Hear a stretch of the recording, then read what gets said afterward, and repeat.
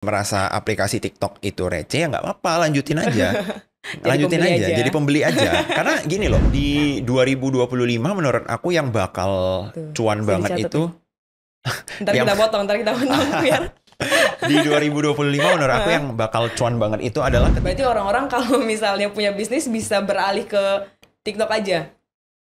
bukan bisa, tapi wajib. Wajib beralih ke. Rekor penjualan tertinggi di TikTok itu kan 41 miliar dalam satu kali live. Sedangkan di China itu 45 triliun. Oh iya. Dalam Padahal tadi satu- udah.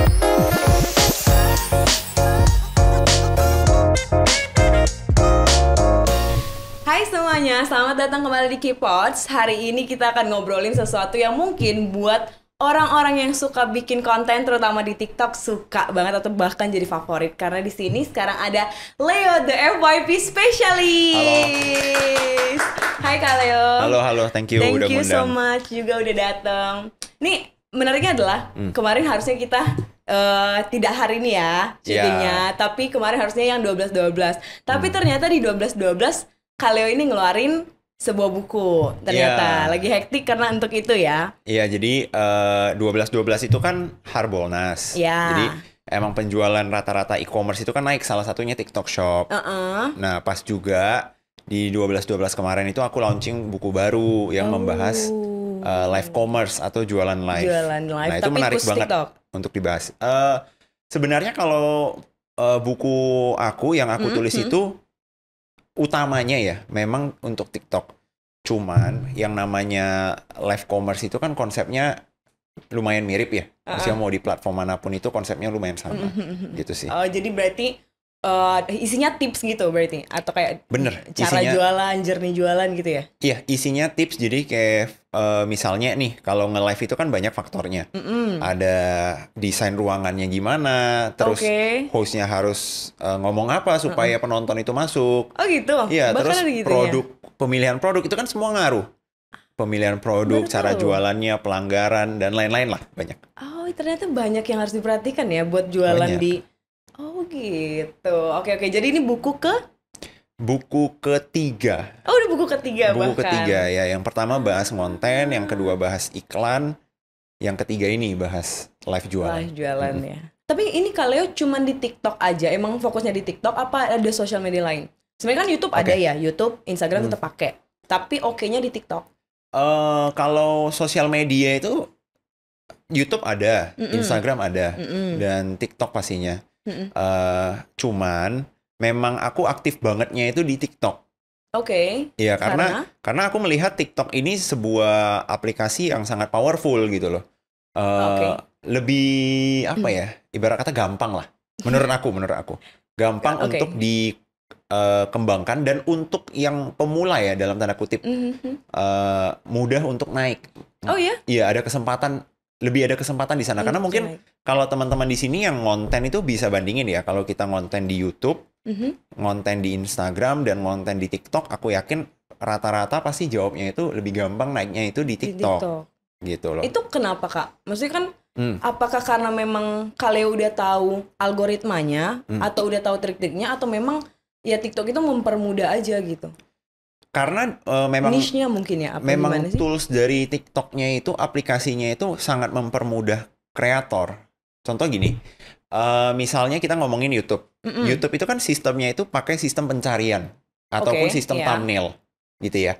Sedangkan kan TikTok itu pakai sistem rekomendasi konten melalui FYP. Iya, Nah, benar. jadi kita yang tidak punya follower sekalipun itu ibarat kata diberi kesempatan yang sama dengan orang-orang yang let's say mungkin followersnya udah jutaan. Selama konten kita itu menarik ya. Sedangkan kalau misalnya YouTube kan berbeda.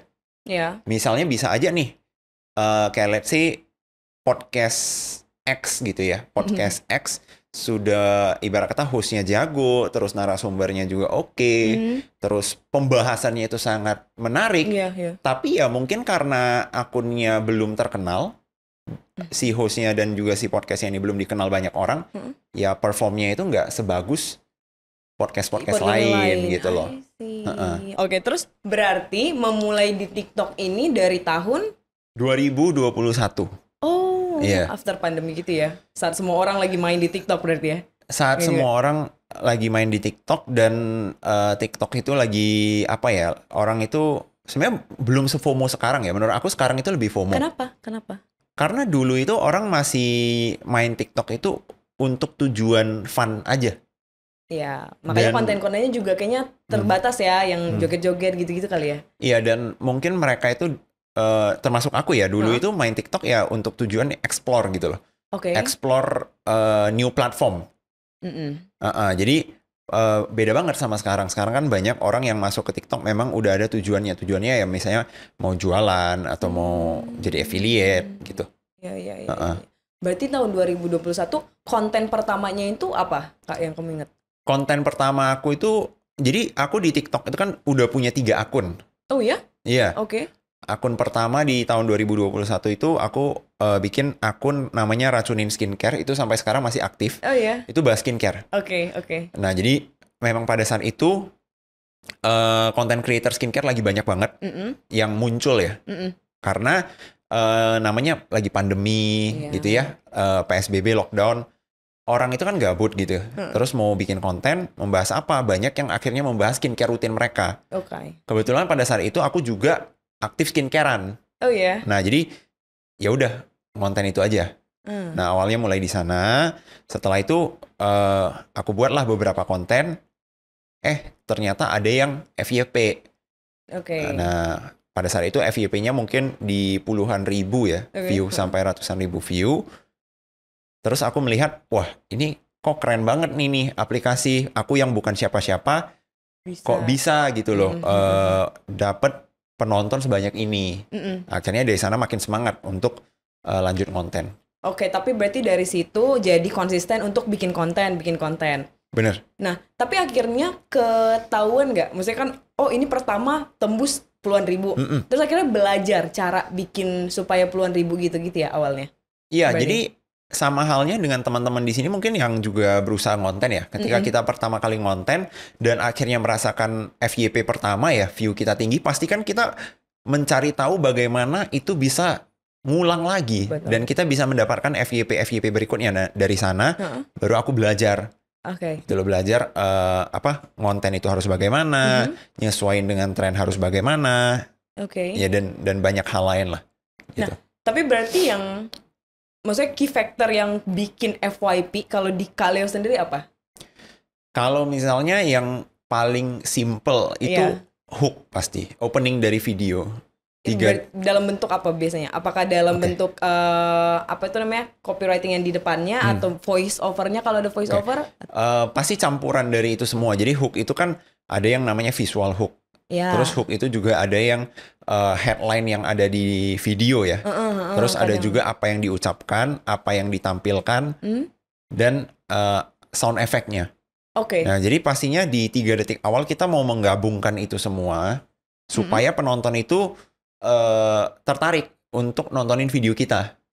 Nah, itu sih menurut aku faktor paling penting dari FYP. Walaupun itu bukan satu-satunya faktor ya. Tapi kayaknya key factor adalah hook-nya itu ya. Yes, salah satu key factor. Berarti once hook benar, harusnya kan lebih besar peluang untuk jadi FYP. Tapi emang hook yang benar atau hook yang biasa Kaleo pakai yang gimana? Pastinya kombinasi. Karena kan satu jenis hook itu tidak bisa kita pakai di jenis konten yang beda-beda gitu loh. Ke semuanya ya. Iya. Makanya dari sana tentunya seiring pengalaman ya, kita ngonten sudah bertahun-tahun, jadinya ya sudah tahu gitu loh, lebih efektif. Let's say ketika kita menyampaikan informasi, mungkin kita harus pakai hook yang lebih to the point gitu ya. Misalnya hook to the point itu contoh sekarang lagi viral berita apa. Nah, kita sebutin langsung beritanya. Contoh kemarin itu pada saat TikTok Shop ditutup tahun lalu, itu dalam 1 hari aku buat 5 konten berbeda membahas TikTok Shop ditutup. Nah, semuanya menggunakan hook yang to the point di awal. Jadi aku langsung sebut, hari ini TikTok Shop ditutup, ini respon dari para seller. Atau hari ini TikTok Shop ditutup, ini 3 hal penting yang kalian wajib tahu. Nah, karena itu adalah poin pentingnya. Nggak perlu kita muter-muter membahas hal lain. Karena orang itu juga lagi mencari berita ataupun informasi tentang si topik ini. Iya. Gitu loh. Berarti kalau misalnya kita bisa kayak simpulin formulanya, yaudah to the point dan langsung ke beritanya. Maksudnya kalau kayak gitu kan kayak baca berita aja ya, baca berita headline yang ini ya. Yes, makanya ya untuk clickable gitu kan. Makanya hook yang berbeda tidak bisa kita gunakan itu di konten yang berbeda pula. Hook yang sama nggak bisa kita pakai di konten yang berbeda. Contoh, itu kan tadi untuk konten yang jatuhnya informatif. Tapi kalau misalnya aku ngontennya itu ngonten drama, ngonten skit atau komedi, tentunya aku harus pakai jenis hook yang berbeda juga. Oke. Gitu loh. Dan berbeda juga, bukan hanya dari copywriting, tapi mungkin tadi dari voice overnya juga beda gitu ya. Tapi emang kontennya Kak Leo sendiri apa aja emangnya? Kan kalau sekarang kayaknya ada affiliate, ada sales, maksudnya ada bisnisnya. Tapi selain itu apa? Emang ada komedi? Nggak ada. Tapi kan ini kita ngomongnya itu adalah untuk content creator lain yang nontonin juga gitu. Yang mau belajar jadi, ya. supaya teman-teman juga nggak langsung misalnya, oh teman-teman di sini ngonten komedi, tapi karena aku bilang hook to the point itu efektif, jadinya teman-teman pakai hook to the point di konten komedi gitu. Jadi, padahal komedi itu kan orang nungguin jokes-nya di akhir atau mungkin di tengah punchline-nya. Tapi kalau punchline-nya langsung di depan kan, ya apalagi gitu. Nah jadi beda gitu. Iya juga ya. Tapi aku ngeliat ada video ini loh Kak. Misalnya dia bikin video lucu, tapi dia potong yang lucunya ke depan untuk jadi kayak ngetis orang. Kayak gitu works juga berarti? Works. Nah itu juga salah satu hook. Nah itu adalah hook yang namanya itu kalau di aku sebutnya itu informasi gantung. Informasi gantung. Atau ya tadi ngetis orang gitu. Iya, karena kan dia nggak bakal masukin full punchline lucunya itu di depan. Tapi dia akan cut sedikit, taruh di depan, setelah itu baru masuk cerita. Gitu loh. Iya. Oh, jadi itu bisa dipakai ya kalau memang mau attract lebih banyak followers atau lebih banyak viewers ya berarti. Iya. Oke. Terus kalau misalnya konten-konten viralnya Kak Leo, yang paling viral yang pernah Kak Leo inget apa? Konten aku yang paling viral yang pernah aku ingat. Apa? Kalau konten sendiri ya, konten pribadi itu pernah ada konten yang aku share tentang tren, yaitu sering viral ya. Oh iya? Jadi di akun FYP Specialist itu kan aku sering share apa nih tren yang lagi viral di minggu ini misalnya. Atau apa sound yang lagi viral di minggu ini. Supaya teman-teman juga bisa pakai gitu atau ikutin. Itu ada beberapa videonya itu pernah tembus puluhan juta view. Iya. Di beberapa konten ya. Iya. Oke. Kalau misalnya yang trending, berarti itu tuh setiap minggu ada tren yang berbeda? Bahkan setiap hari ada tren yang berbeda. Oh ya? Iya. Itu bisa kita lihat dari mana, Kak? Nah, jadi gini, mungkin kalau misalnya teman-teman yang sendiri gitu ya, itu mungkin agak sulit. Kenapa? Karena kan yang namanya tren itu kita harus nyari.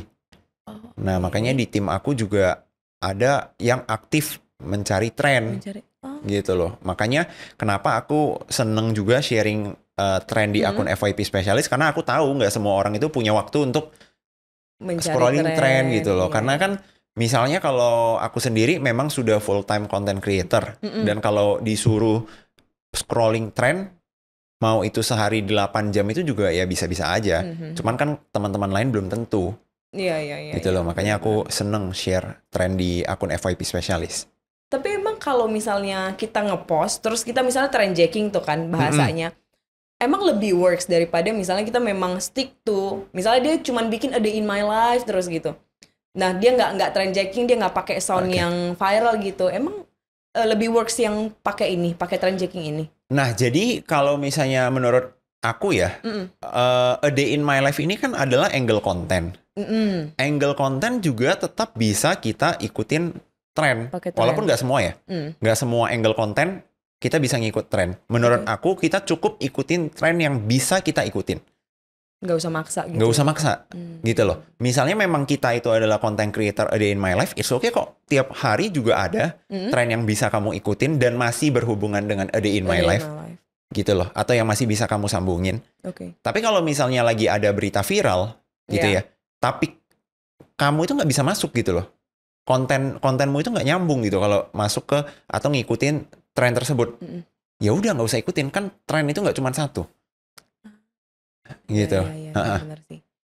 Tapi Kak, ini ada case ya, maksudnya kan ada orang ya, misalnya bikin videonya cuman pakai filter doang nih, filter-filteran yang lagi zaman now, maksudnya tren-tren itu kan, itu bisa viewersnya sampai 5 juta, sampai 4 juta. Tapi abis itu besoknya dia ngepost lagi, itu balik lagi jadi 200. Nah itu tuh, apakah itu cuman laki sesaatnya dia doang, apa gimana sih ya? Aku masih bingung deh sama si Oke, nah jadi gini, algoritmanya. kalau kita ngomongin konten ya, itu konsepnya itu sangat mirip dengan kita memanah. Oke, kita memanah. Contoh misalnya aku yang nggak pernah berlatih panahan sama sekali, terus tiba-tiba disuruh manah, asal nembak aja, tetap ada chances atau kemungkinan mungkin 0,0 berapa persen itu anak panahnya akan kena pas di target. Benar dong? Iya. Nah, sedangkan apakah kalau disuruh tembak 100 kali, 100 kalinya akan kena target? Nggak mungkin, itu sudah pasti tidak mungkin. Iya. Nah, ini sama halnya dengan konten. Apabila kita nggak ngerti cara konten, mungkin kita konten sekali dapat 5 juta view. Terus apa gitu? Terus apa? Next kontennya juga nyangkut 200, ribuan. Banyak banget kayak gitu. Akun itu nggak akan bisa berkembang dengan kamu cuman sekali FYP. Kan gitu? Betul. Nah, bahkan orang yang bisa 2 atau 3 kali FYP aja, atau yang bahkan viralnya se-Indonesia aja, kalau dia tidak bisa mempertahankan personal brandingnya, tidak bisa mempertahankan trennya, tidak bisa mempertahankan orang itu untuk tetap nontonin dia dan dia tetap relevan, paling beberapa minggu kemudian juga udah dilupakan. Hidup lagi ya. Gitu loh, makanya kenapa belajar konten itu perlu ya, ibarat kata ya balik ke analogi panahan tadi. Misalnya kita udah berlatih panah. Katakan kita adalah atlet panah profesional. Apakah kita bisa miss? Pasti tetap bisa. Gitu loh. Tapi at least dari 100 konten yang kita buat, yang kena target itu chancesnya lebih besar. Lebih banyak. Gitu sih. Iya. Tapi kalau memang mau ngonten, emang apa aja yang perlu disiapin? Banyak dong. Karena gini, banyak orang itu, karena banyak orang belum masuk ke dunia konten, mereka nganggap konten itu hanya sekedar posting. Iya, banyak. Konten itu bukan hanya sekedar posting, gitu loh. Konten itu adalah kita bikin konten, gitu loh. Konten yang bisa dinikmati oleh penonton. Nah, jadi pastinya variabelnya banyak ya, dari hooknya, storytellingnya, editingnya, pemilihan trennya, pemilihan captionnya, SEO, banyak banget. Nah, makanya itulah yang membedakan yang tadi tuh, atlet panahan dengan yang sekali manah tapi lagi beruntung aja gitu, kena tuh di target. Nah, kalau misalnya mau belajar konten, ya udah, kan misalnya kontennya itu sendiri penting, tapi apakah di luar itu penting juga, misalnya kayak visual? Karena kan kadang ada visual-visual yang kayaknya jelek nih, burem kayak gitu kan, tapi tetap aja naik. Tapi ada yang udah pakai kamera profesional, editingnya bagus, tapi kayaknya viewersnya rendah-rendah aja. Nah, apakah tools yang kita pakai itu berdampak juga sama konten kita? Pasti berdampak, tapi nah ini yang aku suka banget itu dari TikTok ya. Jadi TikTok itu benar-benar ibarat kata memberikan kesempatan untuk siapapun. Gitu loh. Gak harus konten kita itu pakai kamera yang mahal, yang tadi kakaknya cerita gitu. Ada orang bikin konten pakai kamera mahal, videonya udah sinematik banget, masuk ke TikTok nggak FYP. Ada orang pakai HP, cuman konten-konten sekedar, tapi kontennya itu menarik ya, ngegigit lah istilahnya, viral, FYP. Gitu loh. Makanya menurut aku, kenapa aku fokus banget di TikTok? Karena ini aplikasi yang memberikan kesempatan untuk orang-orang yang mungkin dalam tanda kutip itu akunnya belum berkembang, dia belum dikenal, tapi punya kesempatan loh untuk berkembang. Iya. Nah, karena itu yang pada saat aku mulai di TikTok, kan itu juga yang aku cari. Bagaimana aku bisa punya kesempatan yang sama dengan orang lain yang mungkin sudah punya nama. Dan juga kan aku sendiri bukan asli dari Jakarta. Oh gitu? Iya, aku datang dari Medan. Oh iya? Ya, jadi ini benar-benar merantau nih sebenarnya ceritanya. Nah, jadi kan pada saat itu pasti aku harus mencari apa nih platform yang bisa memberikan kesempatan yang sama.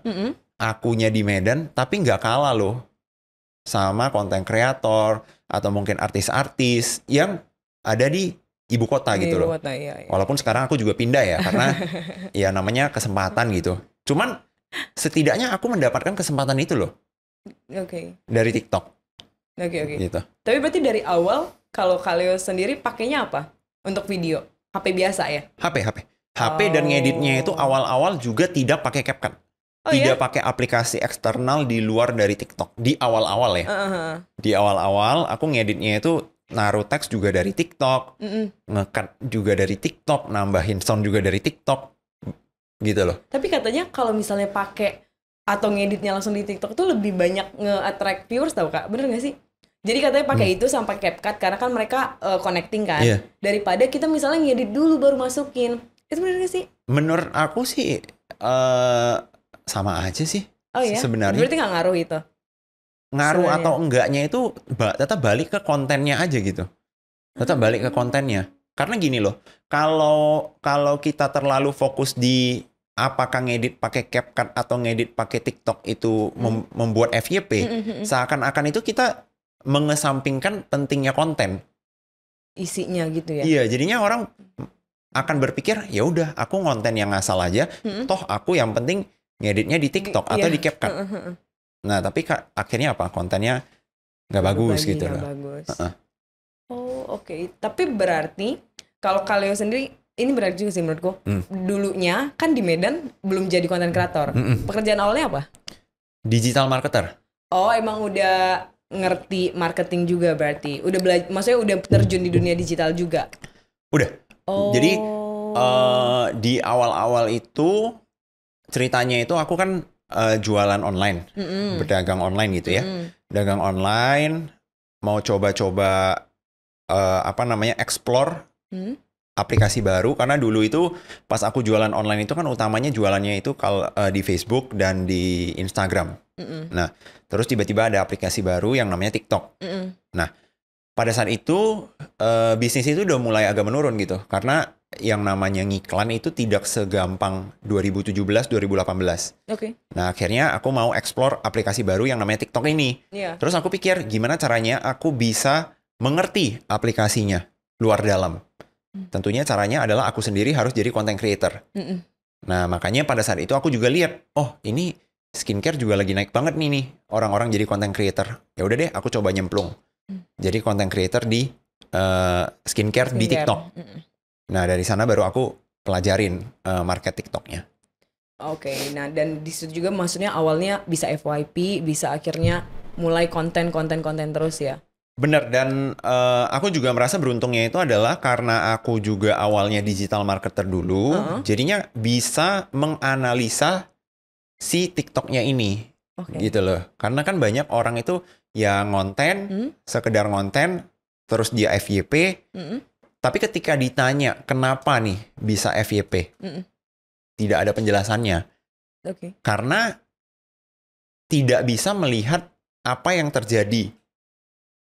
Tapi karena aku udah punya background sebagai digital marketer, aku udah tahu yang namanya metrics, udah tahu namanya misalnya bisa kenapa konten itu bisa perform bagus.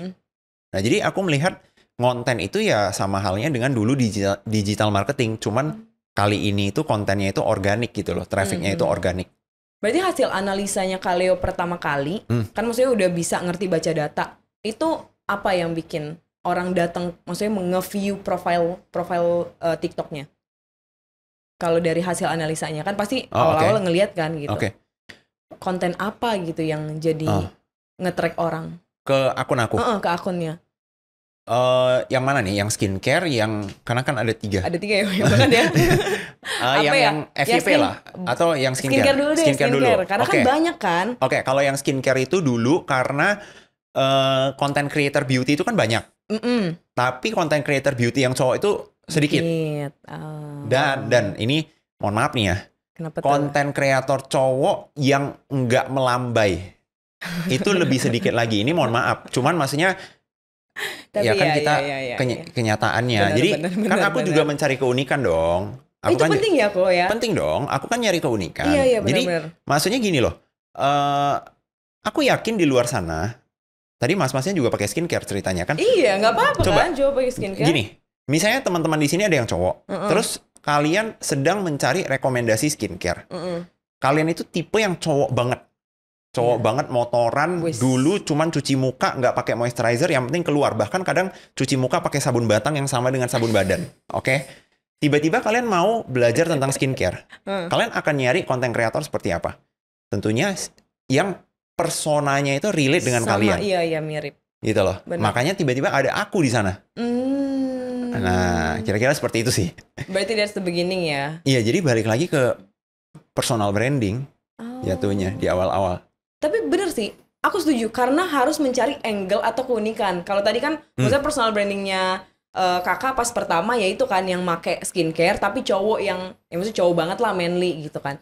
Maksudnya sebenarnya gini, enggak yang sampai cowok banget juga. Aku juga enggak yang sampai cowok banget gitu loh di TikTok itu enggak yang laki banget gitu enggak. Cuman maksudnya ya enggak yang sampai melambai juga gitu. Tapi maksud aku mungkin orang-orang mikir ya kayak aduh, aku cuman punya ide a day in my life gitu misalnya kan. Tapi sebenarnya ada angle-angle yang menarik gitu loh. Misalnya a day in my life tapi dia apa ya? Ya misalnya adalah yang kayak kerja-kerjaan yang beda. Kalau kemarin kita baru ngundang misalnya perias jenazah gitu kan, itu kan bisa dibikin angle kan, karena nggak banyak orang kayak dia. Bener, dan ya kan? Kemarin itu salah satu salah satu yang memancing banget, nggak cuman penonton tapi juga brand untuk kerja sama aku adalah karena yaitu aku cowok bahas skincare gitu loh. Itulah awalnya ya berarti yang di skincare. Yang di skincare. Kalau yang di FYP, maksudnya di FYP spesialis itu karena memang bahas tren terus ya. Tren terus, dan pada saat itu salah satu, aku nggak bilang aku orang pertama ya, tapi mungkin salah satu yang membahas di awal-awal tentang algoritma TikTok, tentang FYP, yang khusus banget itu di TikTok. Itu mungkin aku salah satu orang pertamanya ya. Nah, walaupun pada saat itu memang sudah banyak ya yang membahas tentang dunia content creating, cara membuat video, tapi yang spesifik membahas tentang TikTok, mungkin pada saat itu aku salah satu orang pertama. Gitu loh. Makanya kemarin itu juga di salah satu podcast yang lumayan gede juga, dikasih solusi, itu kan aku kebetulan udah diundang 2 kali. Nah, di 2023 membahas apa tren TikTok di 2024. Dan pada saat itu aku bahas tentang kalau affiliate di TikTok itu bakal naik banget. Ternyata kan benar, 2024 itu affiliate itu naik banget. Nah, terus kemarin kita juga bahas yang akan naik di 2025 ya menurut aku live commerce atau jualan di live. Masih ya? Berarti tahun depan masih besar banget tuh trennya di live karena commerce. Menurut aku tren di tahun ini live commerce itu juga belum yang gede-gede banget. Oh ya? Gedenya juga di akhir tahun kan?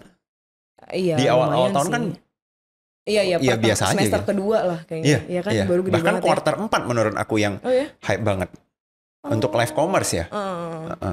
Berarti nanti di 2025 kayaknya makin tinggi lagi. Berarti orang-orang kalau misalnya punya bisnis bisa beralih ke TikTok aja. Bukan bisa, tapi wajib. Wajib beralih ke TikTok aja. Bukan beralih sih, tapi lebih nambahin TikTok sebagai wajib nambahin TikTok sebagai salah satu saluran. Kayak gini, misalnya ada teman-teman yang punya brand nih, mungkin di 2018 itu pertanyaannya itu apakah mau masuk ke online atau tidak, mau punya toko di Shopee atau di Tokped atau tidak. Tapi kan ternyata kenyataannya sekarang kita lihat itu sudah bukan pilihan mau atau nggak mau, tapi udah wajib gitu. Kalau mau bertahan. Sama halnya seperti live commerce. Ini teknologi yang nggak bisa dibendung, tren yang nggak bisa dibendung. Jadi either kamu mau masuk atau nggak mau masuk, dia tetap akan terjadi gitu loh. Kayak either lu masuk atau kompetitor lu masuk duluan, sehingga nanti lu akan terpaksa masuk juga. Itu sih yang menurut aku. Jadi ya the earlier the better ya kalau memang udah bisa langsung masukin. Kalau untuk yang si jualan ini juga menarik sih menurutku. Kalau itu beda nggak sama kalau kita bikin konten kreator biasa? Konten kreating apa sih? Konten creating biasa. Apakah beda? Kayak trennya beda atau caranya beda, angle-nya beda? atau sebenarnya sama aja karena kan ya toh akan dipost di TikTok juga gitu Kak. Konsepnya itu pasti sedikit banyaknya sama. Cuman yang namanya di TikTok itu kan kita belum ada fitur seperti YouTube monetization AdSense gitu loh. Oh iya. Jadi kalau di TikTok itu kalau kita mau nyari duit, pilihannya ya cuman jualan. Either kamu gitu. jualan produk kamu sendiri atau kamu jualan produknya orang lain kan. Cara jualannya itu kan aku ngeliat ada yang kayak keranjang kuning, ada yang bisa nge-live kan memang bisa ya langsung lah ya etalase nomor sekian gitu ya. Nah itu dua cara itu berarti untuk berjualan di TikTok. Iya, pilihannya itu sebenarnya ada pilihan lain. Tapi intinya itu bayangannya itu kalau kita mau nyari duit di TikTok, selain dari live gift ya, itu pasti harus jualan. Apakah kamu menawarkan produk kamu sendiri, jasa kamu sendiri, produk orang lain, ya atau jasa orang lain. Yang penting kan pasti jualan, pasti menawarkan sesuatu. Oke. Gitu sih. Tapi kalau untuk jualan, kan misalnya mereka nge-live, ada triknya juga nggak? Maksudnya biar yang masuk ke live-nya itu banyak. Ada dong. Ada. Jadi makanya tadi kan makanya itu di buku aku yang baru itu kan ada dibahas itu variabelnya banyak. Ada dari ruangan live-nya harus gimana. Kayak contoh gini. Itu gimana tuh? Misalnya kita jualan. Oke, katakanlah aku jualan produk let's say skincare. Oke, tapi aku nge-live-nya itu di ruangan yang remang-remang, gelap-gelap, terus background-nya juga kelihatan tembok yang nggak proper lah gitu. Kira-kira orang tertarik nggak? Nggak appealing produknya jadinya ya? Ya kita nggak ngomongin tentang background itu harus mewah ya, nggak seperti itu. Cuman dari segi pencahayaan, itu kan sudah minimal tuh kan, pencahayaan. Apakah bagus di mata orang? Gitu loh. Karena kan kita namanya mau jualan. Seperti kita buka toko kan kita maunya toko kita itu nyaman, orang masuk itu berasa oh ini tempatnya itu aku yakin loh belanja sama dia gitu loh. Itu yang pertama. Yang kedua itu dari hostnya. Nah, salah satu sebenarnya faktor host ini kan banyak. Salah satu yang paling penting misalnya product knowledge. Contoh, aku nge-live jualan iPad misalnya. Terus ada penonton yang nanya, Kak ini garansinya itu garansi berapa lama? Terus aku sebagai host itu kayak ngangong-ngangong gitu. Nggak tahu gitu ya. Aduh, aku tanya bos aku dulu ya. Kira-kira gitu. Penonton itu mau beli nggak? Yakin nggak dia beli sama kita yang bahkan ditanyain garansi aja nggak paham gitu. Udah pasti enggak. Kan gitu. Nah, dan juga ada faktor-faktor lain lah. Pemilihan produk, terus cara jualannya, dan juga pelanggaran-pelanggaran itu ya kita juga wajib tahu. Biasanya pelanggarannya itu apa? Dan kalau misalnya melakukan pelanggaran, apakah memang langsung kayak mati live-nya atau gimana sih? Kalau yang namanya pelanggaran itu banyak ya di TikTok.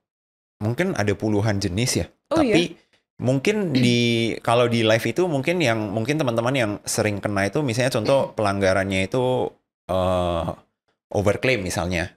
Jadi itu bisa di tracking sama TikToknya? Bisa dong. Jadi misalnya kita jualan serum, terus kita bilang wah pakai serum ini muka kamu putih dalam berapa lama. Nah itu kena tuh pelanggaran.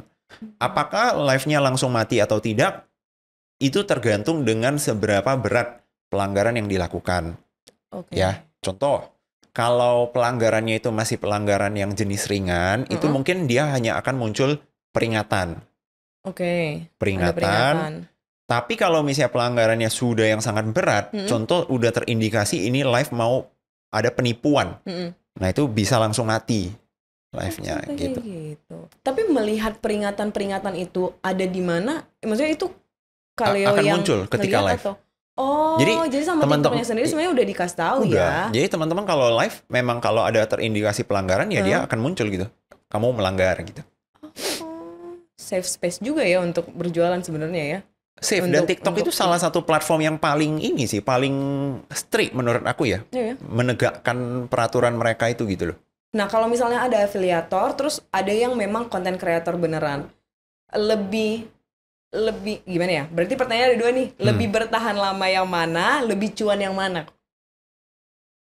Ini konten Content kreator kan dengan personal branding sendiri deh misalnya. Kan sebenarnya kalau personal branding pun dia bisa diajak kerja sama brand gitu kan, tanpa harus berjualan maksud aku. Bener. Nah, atau yang memang afiliator yang memang harus berjualan. Itu lebih cuan yang mana, lebih bertahan lama yang mana di TikTok? Oke. Kalau menurut aku lebih cuan yang mana? Itu tidak ada jawabannya. Kenapa? Karena gini, ada konten kreator boncos terus tiap kontennya ada loh. Iya? Ada. Banyak Kenapa? konten kreator tuh Kok boncos bisa? loh. Karena sebenarnya variabelnya masih banyak lagi ya. Intinya contoh. Kalian salah milih niche aja. Ternyata niche-nya itu brandnya sedikit. Dan rata-rata brandnya itu tidak punya power untuk marketing, tidak punya budget yang besar untuk marketing. Tentunya kita akan susah dapat endorsement atau kerjaan, benar dong. Iya. Tapi kalau misalnya kita masuk ke kategori seperti beauty, di mana brand itu banyak dan semua brandnya punya marketing power yang besar, ya kita akan gampang dapat kerjaan. Nah dari sana aja udah jelas gitu loh, beda niche, beda hasil. Nah, in case nggak ada yang masih nggak tahu niche itu apa? Oh, niche itu kategori yang kita fokusin. Jadi misalnya kalau akun racunin skincare aku ya niche-nya itu beauty. Kalau akun FYP spesialis ya niche-nya itu education. Gitu loh. Nah, jadi kira-kira seperti itu. Nah, kalau ditanya lebih cuan yang mana? Jadi afiliator atau jadi content creator, menurut aku sebenarnya dua ini tidak perlu kita tidak perlu kita pilih gitu loh. Karena balik lagi, yang terbaik menurut aku adalah ketika si afiliator bisa membangun personal branding dan si content creator ini bisa memanfaatkan fitur affiliate. Gitu loh. Nah, tapi kalau pertanyaannya lebih sustainable yang mana? Biasanya lebih sustainable itu yang bisa membangun personal branding. Gitu loh. Karena gini, aku sering bilang itu gini. Afiliator jangan mau hanya bergantung pada komisi affiliate. Kenapa? Karena kalau kita bergantung full hanya pada komisi affiliate, itu kita bergantung dengan orang lain. Kita bukan bergantung pada diri kita sendiri. Kenapa bisa bilang seperti itu ya? Karena gini, contoh teman-teman di sini 100% penghasilan TikTok-nya itu dari komisi affiliate. Oke, aku tanya deh, tiba-tiba nih salah satu winning produk kalian, besok stoknya habis. Anjlok nggak penjualan? Anjlok. Benar nggak? Iya, benar. Tiba-tiba besok TikTok algoritmanya sedikit berubah. Tiba-tiba view kamu itu anjlok. Dan kamu masih belum tahu gimana cara menyesuaikan dengan algoritmanya. Penjualan kamu anjlok nggak? Anjlok.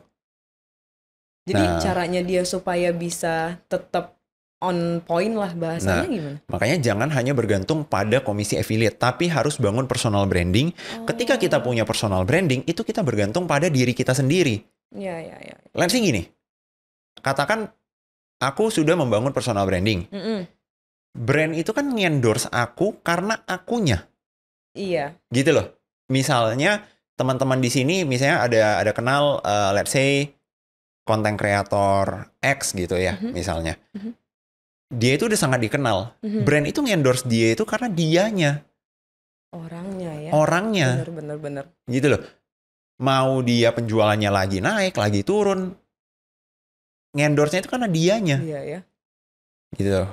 Nah, kira-kira bayangannya seperti itu sih. Oke.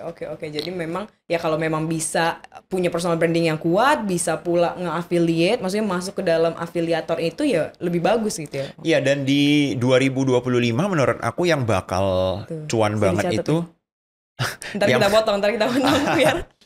Di 2025 menurut aku yang bakal cuan banget itu adalah ketika seorang afiliator itu bisa membangun personal branding yang kuat sehingga dia juga dipercaya oleh penontonnya ya, dan dia juga bisa memanfaatkan live commerce. Jadi dari konten itu dia dapat kerjasama dari brand, dia juga bisa jualan affiliate, dia juga live itu ada yang beli dan percaya.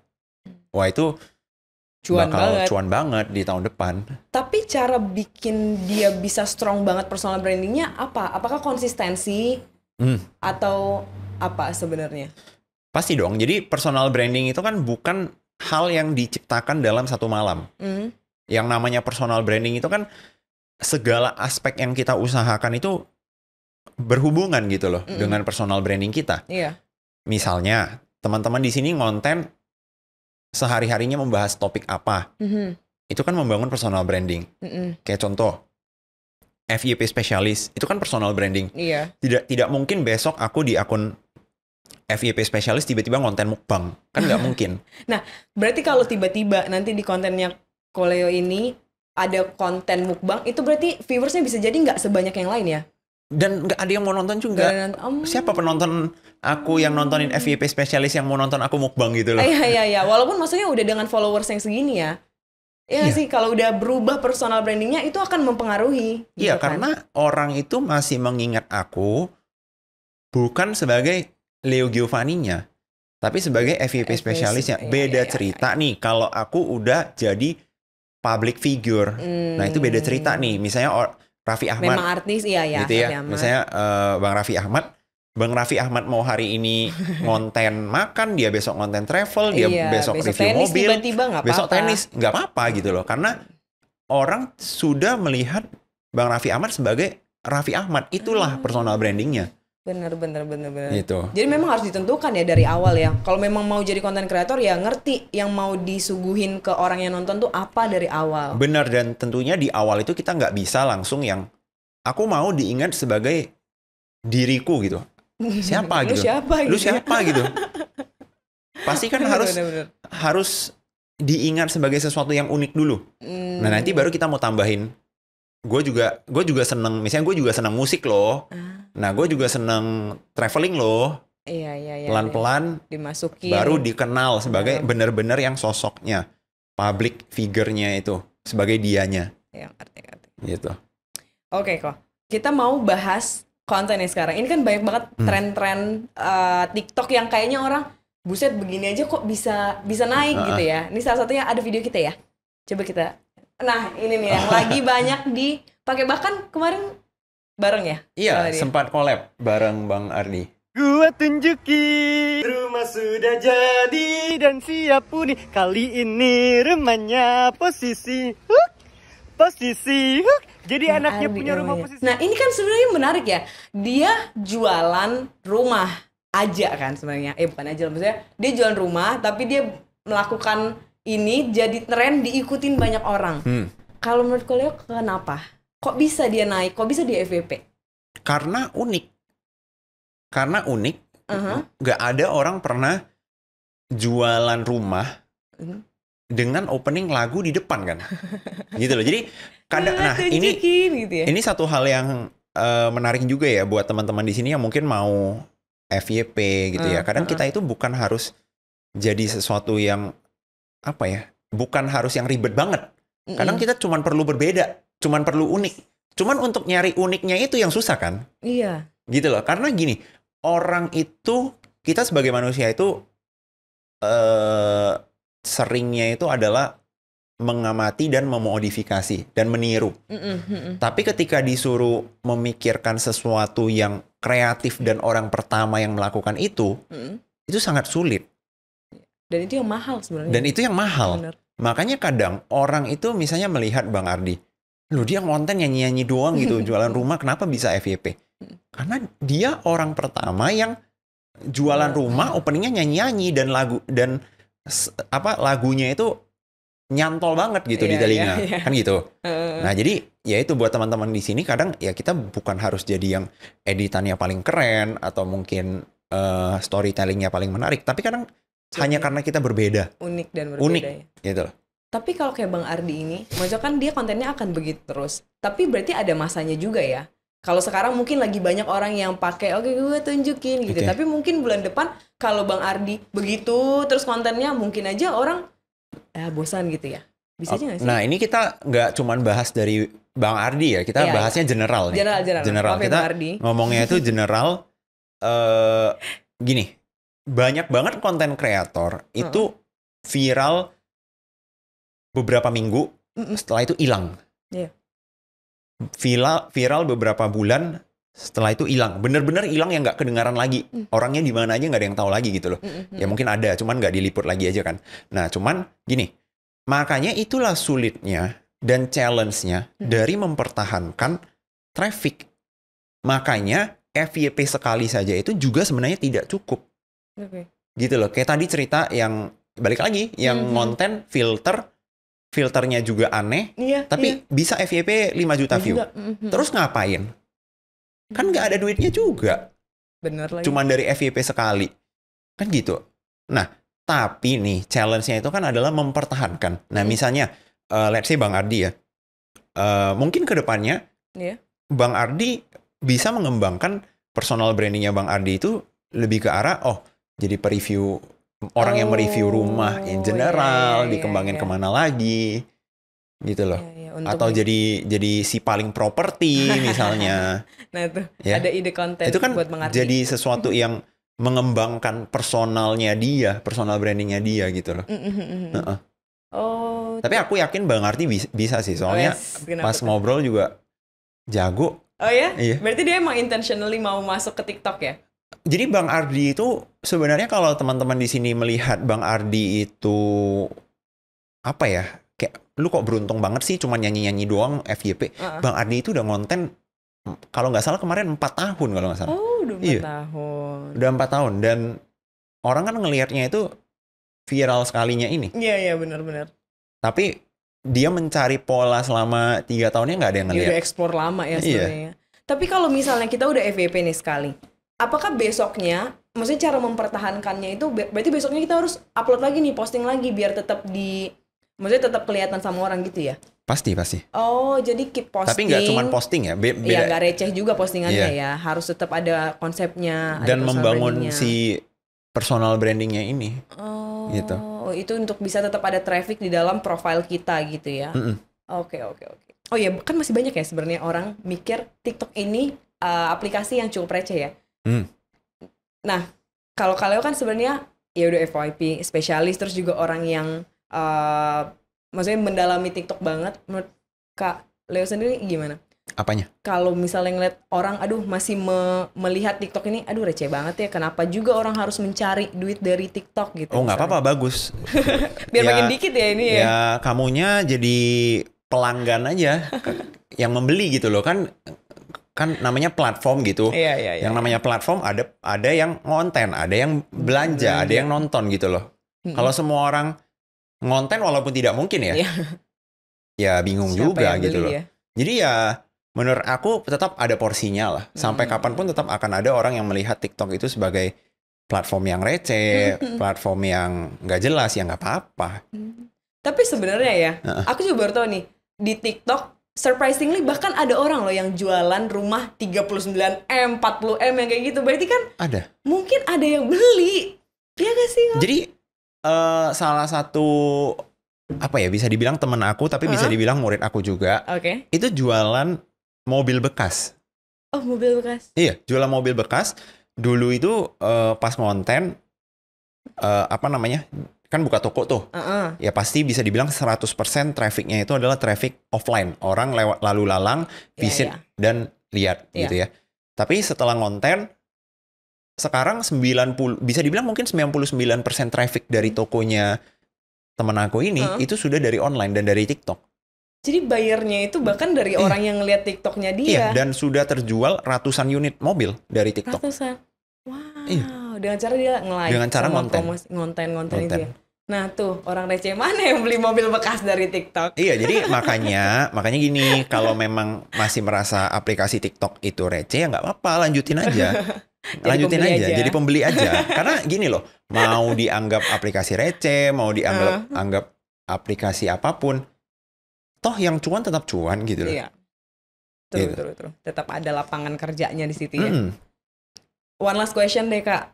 Gimana Kak Leo ngelihat TikTok ini, atau tren apa? Jadi dua ya, ada tren apa yang akan terjadi di 2025? Kalau Kak Leo lihat sendiri selain dari afiliator ya. Jadi misalnya kayak apakah tren joget-joget masih ada atau apa?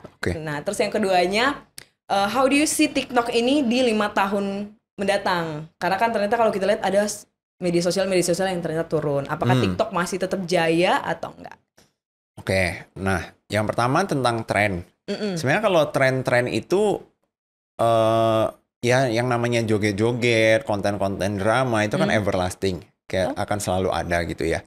Cuman kalau kita bahas tentang apa yang akan rising, ya menurut aku ya balik lagi live commerce. Masih tetap itu ya? Karena seperti yang pernah aku jelasin juga, intinya itu kita di Indonesia itu rekor penjualan tertinggi di TikTok itu kan 41 miliar dalam satu kali live. Sedangkan di China itu 45 triliun. Oh iya. Padahal tadi udah wow, di 41 miliar ternyata iya, Cina. Dari satu sesi live. Triliun. Iya, 45 triliun. Itu ada beritanya itu. Nah, jadi kita masih ketinggalan lumayan jauh ya. Wow. Dan pasti kan yang namanya sebuah tren, sebuah industri itu akan keep up, akan ngejer. Teknologi itu akan ngejer. Iya.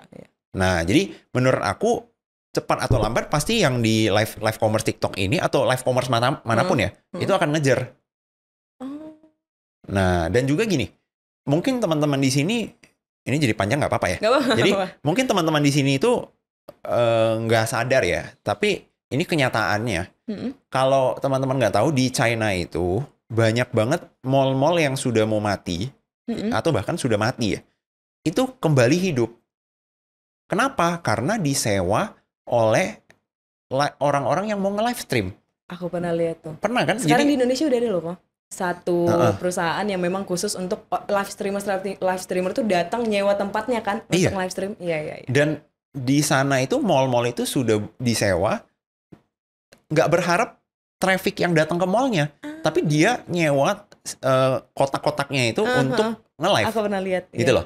Dan sekarang buat teman-teman yang nggak tahu, sudah mulai banyak pengusaha-pengusaha lokal yang mereka nyewa kios-kios di mall-mall yang sudah mau mati lah, misalnya gitu. Kenapa? Karena biaya sewanya murah dan lain-lain. Nah, jadi maksud aku di lapangan nih, keadaan di lapangan itu udah mulai keep up. Yes. Dan orang-orang udah mulai lomba-lombaan bikin studio live dan lain-lain. Ada orang-orang yang misalnya dia seorang, tapi dia punya perusahaan yang punya 20 studio live, 30 studio live untuk jualan. Gitu ya. Nah, jadi menurut aku live commerce ini akan ngejar lah. Oke. Gitu. Itu yang pertama. Terus yang kedua tadi apa, sorry? Yang kedua gimana kalau Leo ini ngelihat 5 tahun ke depan apakah masih keep up Nah, juga? Kalau membahas 5 tahun ya, itu sebenarnya agak sulit. Kenapa? Karena TikTok itu sangat-sangat cepat ya. Aku ngonten di TikTok baru 3 tahun. Ya. Itu udah melihat dari TikTok belum ada keranjang kuning, TikTok nambahin keranjang kuningnya ditutup, keranjang kuningnya dibuka lagi, gitu loh. Dan itu dalam rentang waktu bahkan mungkin hanya 2 tahun ini. Iya. Jadi kalau ditanya 5 tahun ke depan ya pastinya aku nggak bisa menjawab ya. Karena pasti perubahannya itu bahkan mungkin bentukannya udah sangat berbeda dengan sekarang. Cuman yang di bayangan aku itu mungkin TikTok itu arahnya itu dia akan semakin memperlebar fitur-fitur yang ada. Karena kan itu yang kita lihat lagi terjadi sekarang. Dari yang awalnya cuman untuk ngonten, ditambahin TikTok Shop, terus ditambahin sekarang bisa live commerce, terus ditambahin TikTok Series, kemarin sempat ada TikTok Series, terus ini ada TikTok Go. Ada Explore juga ya? Iya, ada Explore juga. Di TikTok sekarang. Ada TikTok Go itu untuk kita bisa mengafiliasikan makanan. Terus kemarin itu juga sempat ditambahin fitur untuk beli tiket konser. Dan ini baru mau ditambahin fitur subscription. Jadi konsepnya itu seperti eksklusif konten. Nah, jadi kalau menurut aku sih fitur-fiturnya akan terus ditambahin. Tapi kalau untuk Leo sendiri nih, panas question lagi deh. Kalau nih amit-amit misalnya TikTok jadi nggak ada, berarti kan you lose your personal branding untuk jadi FYP specialist. What's your goals? Atau what's your tujuan lain lah selain di TikTok? Ada nggak? Oke, nah ini bagus banget nih pertanyaannya, nggak pernah aku dapat di podcast manapun nih sebenarnya. Jadi gini, itu udah pernah aku hadapi dan aku rasakan. Jadi pada saat itu kan aku membahas tentang TikTok, affiliate dan lain-lain. Tiba-tiba di tahun lalu TikTok Shop-nya ditutup. ya benar-benar tiba-tiba puff hilang gitu kan. Nah, makanya untuk sekarang itu aku mulai membangun itu balik lagi personal brandingnya itu tetap di TikTok. Iya. Tetap di FYP, tetap di affiliate. Tapi at the same time aku juga membangun presence di platform lain. Makanya sekarang juga ada bikin podcast, terus ada beberapa konten di YouTube, dan juga mungkin kedepannya itu akan banyak konten-konten di platform-platform lain. Tapi tetap ya, yang namanya personal branding itu kan kita harus totalitas. Totalitas itu maksudnya gimana? Ya kalau personal branding lu A, ya A gitu loh. Benar. Kalau memang seluruh industrinya ditutup, ya itu resiko. Resiko yang juga nggak ada orang yang harapkan lah. Karena balik lagi kalau TikTok Shop ditutup, apakah aku atau TikTok ya, apakah aku akan terpengaruh? Akan. Tapi jutaan pengusaha lain itu juga dan afiliator lain itu juga akan terpengaruh. Jadi menurut aku ya itu bukan sebuah hal yang harus aku pusingkan banget sekarang sih. Iya. Aku fokus dengan apa yang ada dulu aja. Oke. Thank you Kak Leo. Terima kasih udah sharing ke kita. Semoga yang nonton nanti bisa memang kalau mau memulai jadi content creator jadi makin semangat, jadi tahu trik-triknya juga. Semoga juga bisnisnya, buku yang dijual juga bisa lancar, terjual, habis. Amin. Amin. Terima kasih Kak Leo. Terima kasih juga teman-teman sudah nonton. Sampai ketemu di episode selanjutnya.